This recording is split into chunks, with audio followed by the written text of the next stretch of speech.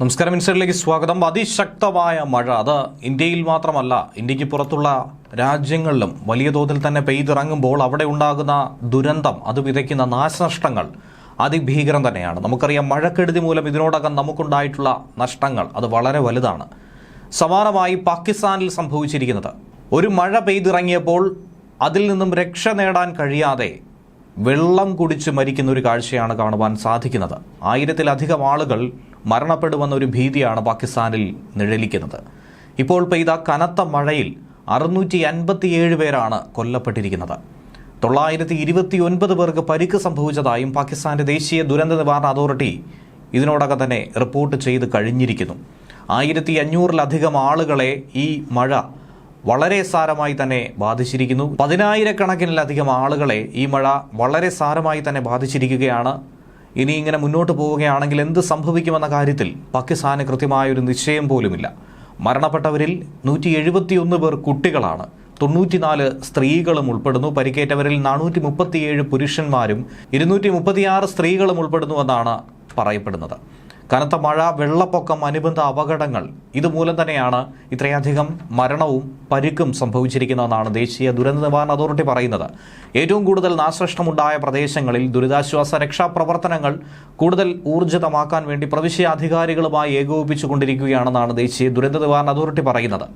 ഖൈബർ പഖ്തൂൺഖ്വ പ്രവിശ്യയിലാണ് ഏറ്റവും അധികം നാശനഷ്ടങ്ങൾ സംഭവിച്ചിരിക്കുന്നത്. അവിടെ 288 പുരുഷന്മാരും 59 കുട്ടികളും 43 സ്ത്രീകളും ഉൾപ്പെടെ ആകെ 390 പേർ മരണപ്പെട്ടു. പാക് അധിനിവേശ കശ്മീരിലും മഴയിൽ വൻ നാശനഷ്ടമുണ്ടായിട്ടുണ്ട്. പാക് അധിനിവേശ ഗിൽജിത് ബാൾട്ടിസ്ഥാനിൽ 18 പുരുഷന്മാരും 6 സ്ത്രീകളും 8 കുട്ടികളും ഉൾപ്പെടെ ഏറ്റവും കുറഞ്ഞത് 32-ലധികം ആളുകൾ കൊല്ലപ്പെട്ടുവെന്നും 30-ലധികം ആളുകൾക്ക് പരിക്കേറ്റുവെന്നുമാണ് പറയുന്നത്. സിന്ധ് പ്രവിശ്യയിൽ 14 കുട്ടികളും 10 പുരുഷന്മാരും 4 സ്ത്രീകളും ഉൾപ്പെടെ 28 പേരാണ് മരണപ്പെട്ടിരിക്കുന്നത്. 27 കുട്ടികളും 7 പുരുഷന്മാരും 6 സ്ത്രീകളും ഉൾപ്പെടെ 40 പേർക്ക് പരിക്കും സംഭവിച്ചിട്ടുണ്ട്. ഇനി ബലൂചിസ്ഥാൻ മേഖലയിൽ ഏകദേശം 20ഓളം മരണങ്ങൾ സംഭവിച്ചുവെന്നാണ് റിപ്പോർട്ടിൽ സൂചിപ്പിക്കുന്നത്. പാക് അധിനിവേശ ജമ്മു കശ്മീർ മേഖലയിൽ 15 മരണം റിപ്പോർട്ട് ചെയ്തിട്ടുണ്ട്.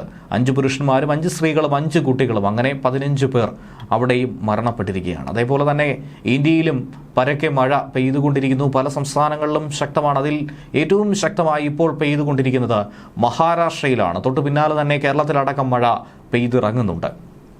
മഹാരാഷ്ട്രയെ സംബന്ധിച്ച് ഏറ്റവും നിർണായകമായ 48 മണിക്കൂർ സമയമാണ് ഇനി മുന്നോട്ട് പോകുന്നതെന്നാണ് കേന്ദ്ര കാലാവസ്ഥാ വകുപ്പ് പറയുന്നത്. മുംബൈ, താനെ, റായ്ഗഡ്, രത്നഗിരി, സിന്ധുദുർഗ് എന്നീ ജില്ലകളിൽ ജനങ്ങൾ അതീവ ജാഗ്രത പാലിക്കണമെന്ന മുന്നറിയിപ്പാണ് മുഖ്യമന്ത്രി ദേവേന്ദ്ര ഫട്നാവിസ് പറഞ്ഞിരിക്കുന്നത്. 6 ജില്ലകളിലാണ് ഹൈ അലേർട്ട് പറഞ്ഞിരിക്കുന്നത്. അതോടൊപ്പം തന്നെ റെഡ് അലേർട്ടും പ്രഖ്യാപിച്ചിട്ടുണ്ട്. അതിതീവ്ര മഴയുണ്ടാകുമെന്ന മുന്നറിയിപ്പാണ് കേന്ദ്ര കാലാവസ്ഥാ നിരീക്ഷണ കേന്ദ്രം അറിയിച്ചിരിക്കുന്നത്. കനത്ത മഴയെ തുടർന്ന് മുംബൈയിൽ ജനജീവിതമാകെ താറുമാറായിരിക്കുകയാണ്. നഗരത്തിൽ പലയിടങ്ങളിലും വെള്ളക്കെട്ട് അതിരൂക്ഷമാണ്.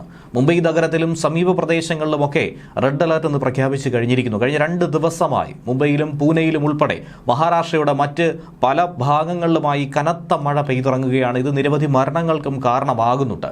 റോഡുകൾ, സബ്വേകൾ, റെയിൽവേ ട്രാക്കുകൾ എന്നിവ വെള്ളത്തിനടിയിലാവുകയും വിമാന സർവീസുകൾ തടസ്സപ്പെടുകയും ചെയ്തിരിക്കുന്നു. ഇതിനോടകം തന്നെ 6 മരണം സംസ്ഥാനത്ത് റിപ്പോർട്ട് ചെയ്യപ്പെട്ടിരിക്കുന്നു. വിക്രോളിയിൽ മണ്ണിടിച്ചിലിൽ ഒരു വീട്ടിലെ 2 പേരാണ് മരിച്ചത്. നന്ദേഡിൽ 3 പേർ മരിച്ചതായും സംസ്ഥാന ദുരന്ത നിവാരണ അതോറിറ്റി പറയുന്നുണ്ട്. വെള്ളപ്പൊക്കത്തിൽ സംസ്ഥാനത്ത് പല ഗ്രാമങ്ങളും ഒറ്റപ്പെട്ട അവസ്ഥയിലാണുള്ളത്. ദൃശ്യപരിധി കുറഞ്ഞതുകൊണ്ട് തന്നെ പലയിടത്തും ട്രെയിനുകൾ വൈകി ഓടേണ്ട സാഹചര്യം ഉണ്ടാകുന്നു. 155-ലധികം വിമാന സർവീസുകൾ ഇതിനോടകം തന്നെ വൈകിയെന്നാണ് റിപ്പോർട്ട്. മുംബൈയിലേക്കുള്ള 102 വിമാനങ്ങളുടെ കാര്യത്തിലുള്ള ആശയക്കുഴപ്പം, ആശങ്ക അത് നിലനിൽക്കുകയാണ്. ലാത്തൂരിൽ അണക്കെട്ടിൽ നിന്നും വെള്ളം തുറന്നു വീഴേണ്ട സാഹചര്യം ഉണ്ടായിരിക്കുന്നു. അതിനെ തുടർന്ന് തെർണ, മഞ്ജര നദികളുടെ തീരത്ത് താമസിക്കുന്നവർക്ക് ജാഗ്രതാ നിർദ്ദേശം നൽകിയിരിക്കുകയാണ്. തെർണ അണക്കെട്ടിന്റെ 10 ഗേറ്റുകൾ തുറന്ന് വെള്ളം തെർണ നദിയിലേക്ക് ഒഴുക്കിവിട്ടു. മുംബൈയിലെ ദാദർ, കുർല, സയൺ, ചുനാഭട്ടി, തിലക് നഗർ തുടങ്ങി പല സ്റ്റേഷനുകളിലും ട്രാക്കുകളിലേക്ക് വെള്ളം കെട്ടിക്കിടക്കുന്നു. അതുകൊണ്ട് സെൻട്രൽ വെസ്റ്റേൺ റെയിൽവേ സർവീസുകൾ തടസ്സപ്പെട്ടിരിക്കുകയാണ്. കനത്ത മഴയെ തുടർന്ന് നഗരസഭാ പരിധിയിലുള്ള അടിയന്തര സേവനങ്ങൾ ഒഴികെയുള്ള മറ്റെല്ലാ സർക്കാർ, അർദ്ധ സർക്കാർ സ്ഥാപനങ്ങൾക്കും അവധി പ്രഖ്യാപിക്കേണ്ട സാഹചര്യം ഉണ്ടായിരിക്കുകയാണ്. സ്വകാര്യ സ്ഥാപനങ്ങളിലെ ജീവനക്കാർക്ക് വർക്ക് ഫ്രം ഹോം അനുവദിക്കണമെന്ന് സർക്കാർ തന്നെ പറഞ്ഞിട്ടുണ്ട്. റോഡുകൾ വെള്ളത്തിൽ മുങ്ങിയതുകൊണ്ട് തന്നെ നഗരസഭയുടെ ബസ് സർവീസ് പലതും റൂട്ടുകൾ മാറ്റിയാണ് ഇപ്പോൾ സർവീസ് നടത്തുന്നത്. അതിനു പുറമെ റെയിൽവേ ട്രാക്കുകളിൽ വെള്ളം കയറിയതുകൊണ്ട് ട്രെയിൻ ഗതാഗതം ആകെ താറുമാറായിട്ടുണ്ട്. മുംബൈക്ക് പുറമെ മഹാരാഷ്ട്രയിലെ കൊങ്കൺ മേഖലയിലും മഴക്കെടുതി അതിരൂക്ഷമാണ്.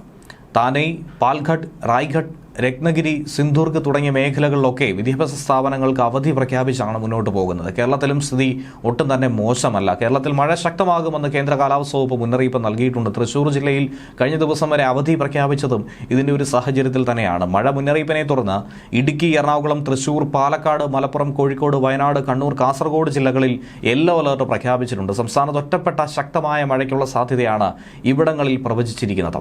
മഴ ശക്തമാകും എന്നുള്ള മുന്നറിയിപ്പിനെ തുടർന്ന് ജനങ്ങൾ ജാഗ്രത പാലിക്കാൻ പ്രത്യേകമായ നിർദ്ദേശം അധികൃതർ നൽകി കഴിഞ്ഞിട്ടുണ്ട്. കാലവർഷത്തിൽ സംസ്ഥാനത്ത് ഏറ്റവും കൂടുതൽ മഴ കിട്ടിയത് കണ്ണൂരിലാണ്. മെയ് 24 മുതൽ ഓഗസ്റ്റ് 17 വരെയുള്ള കണക്കനുസരിച്ച് കണ്ണൂരിൽ 3306 മില്ലിമീറ്റർ മഴയാണ് ലഭിച്ചത്. തൊട്ടടുത്ത ജില്ലയായ കാസർഗോഡ് 3303 മില്ലിമീറ്റർ മഴയും ലഭിച്ചിട്ടുണ്ട്. കണ്ണൂരും കാസർഗോഡും ഏറ്റവും അധികം മഴ ഇങ്ങനെ പെയ്തിറങ്ങിയിരിക്കുന്നു. തിങ്കളാഴ്ച വരെ ശക്തമായ മഴ കണ്ണൂരിൽ പെയ്തെങ്കിലും ചൊവ്വാഴ്ചയോടെ ചെറിയൊരു ശമനമുണ്ടായി എന്നാണ് കരുതുന്നത്. ബംഗാൾ ഉൾക്കടലിൽ ആന്ധ്ര, ഒഡീഷ തീരത്ത് ന്യൂനമർദ്ദം ശക്തി പ്രാപിക്കുന്നുണ്ട്. അതുകൊണ്ട് തന്നെ അറബിക്കടലിലും കൊങ്കൺ തീരം മുതൽ വടക്കൻ കേരള തീരം വരെ ന്യൂനമർദ്ദ സാധ്യത ഉള്ളതുകൊണ്ട് മഴ തുടരുമെന്ന് കേന്ദ്ര കാലാവസ്ഥാ നിരീക്ഷണം ചൂണ്ടിക്കാണിക്കുന്ന വിവരം.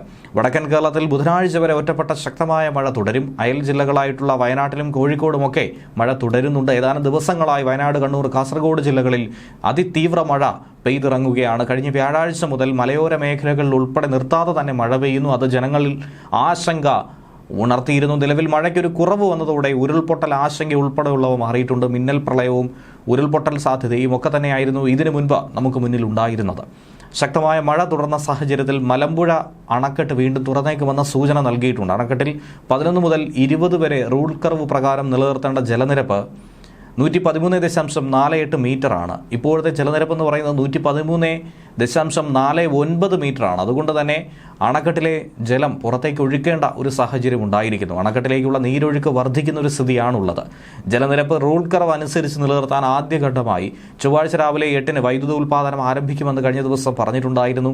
കൽപ്പാത്തിപ്പുഴയുടെയും ഭാരതപ്പുഴയുടെയും തീരങ്ങളിൽ താമസിക്കുന്നവർ അതുകൊണ്ട് തന്നെ ജലം ഒഴുക്കി വിടുന്നതുകൊണ്ട് ജാഗ്രത പാലിക്കാൻ ജലസേചന വിഭാഗം മുന്നറിയിപ്പും നൽകി കഴിഞ്ഞിട്ടുണ്ട്. ഇനി ഏതെങ്കിലും തരത്തിൽ ബുദ്ധിമുട്ട് അനുഭവപ്പെട്ടാൽ പകൽ സമയത്ത് തന്നെ അങ്ങോട്ടേക്ക് മാറി താമസിക്കുക. മുൻകരുതൽ നടപടി എന്ന രീതിയിൽ തന്നെ മാറി താമസിക്കുക.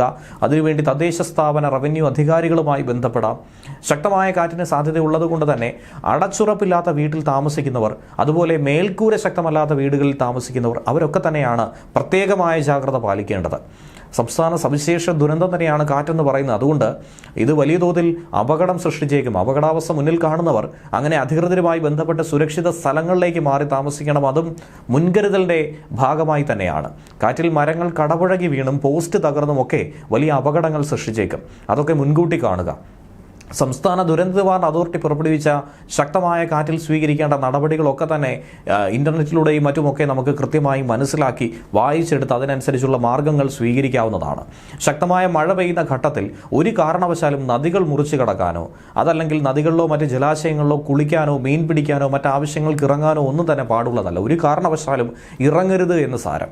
ജലാശയങ്ങൾക്ക് മുകളിലെ മേൽപ്പാലങ്ങളിൽ കയറി കാഴ്ച കാണുന്നതും സെൽഫി എടുക്കുന്നതും കൂട്ടം കൂടി നിൽക്കുന്നതുമൊക്കെ ഒഴിവാക്കണം. അതൊന്നും തന്നെ ചെയ്യാൻ പാടുള്ളതല്ല. ഏറ്റവും അപകടകരമായ ഒരു സാഹചര്യം കൂടിയാണത്. മഴ ശക്തമാകുന്ന അവസരങ്ങളിൽ അങ്ങനെ അത്യാവശ്യമല്ലാത്ത യാത്രകൾ പരിപൂർണമായി ഒഴിവാക്കണം. വെള്ളച്ചാട്ടങ്ങൾ, ജലാശയങ്ങൾ, മലയോര മേഖലകൾ എന്നിവിടങ്ങളിലേക്കുള്ള വിനോദസഞ്ചാര യാത്രകളും മഴ മുന്നറിയിപ്പ് മാറുന്നതുവരെ പൂർണ്ണമായും ഒഴിവാക്കി ദയവ് ചെയ്ത് സഹകരിക്കുക എന്നുള്ളതാണ് ഈ മുന്നറിയിപ്പിൽ പറയുന്നത്.